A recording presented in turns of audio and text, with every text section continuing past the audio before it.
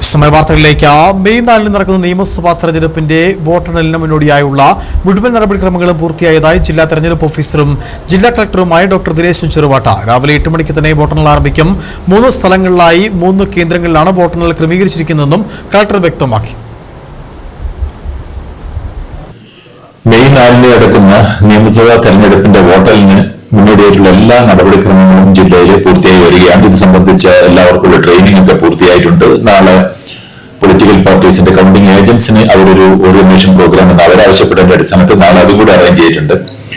ജില്ലയിൽ 3 സ്ഥലങ്ങളിലായിട്ടാണ് നമ്മുടെ 5 മണ്ഡലങ്ങളിലെ വോട്ടുകൾ എണ്ണുന്നത്. ഇതില് പൈനാവിലെ മോഡൽ റെസിഡൻഷ്യൽ സ്കൂളിൽ തൊടുപുഴ, ഇടുക്കി, ഉടുമ്പൻചോല നിയമസഭാ മണ്ഡലങ്ങളുടെ വോട്ടിംഗ് കേന്ദ്രമാണ് ഇവിടെയുള്ളത്.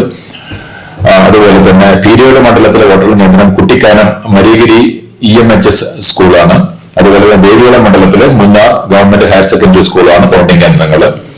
ജില്ലയിലെ 5 റിട്ടേണിംഗ് ഓഫീസേഴ്സും 39 അഡീഷണൽ റിട്ടേണിംഗ് ഓഫീസർമാരും 116 സൂക്ഷ്മ നിരീക്ഷകരും മൈക്രോ ഒബ്സർവേഴ്സ്, 116 കൗണ്ടിംഗ് സൂപ്പർവൈസറും 140 കൗണ്ടിംഗ് അസിസ്റ്റന്റുമാരും ഉൾപ്പെടെ ആകെ 411 ഉദ്യോഗസ്ഥരാണ് വോട്ടർ പ്രക്രിയയുടെ ഭാഗമാവുന്നത്.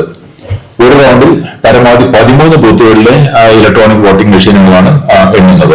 ഇനി വോട്ടെണ്ണൽ ആരംഭിക്കുന്നതിന് മുന്നേ പോളിംഗ് സാമഗ്രികൾ സൂക്ഷിച്ചിട്ടുള്ള സ്ട്രോങ് റൂമുകൾ സ്ഥാനാർത്ഥികളുടെയോ അവരുടെ അംഗീകൃത പ്രതിനിധികൾ ഏജന്റുമാരുടെ സാന്നിധ്യത്തിൽ മുഖ്യ തെരഞ്ഞെടുപ്പ് കമ്മീഷൻ ഒബ്സർവേഴ്സിന്റെയും സാന്നിധ്യത്തിലൊക്കെ വീഡിയോ റെക്കോർഡിംഗ് നടത്തിയിട്ടാണ് തുറക്കുക.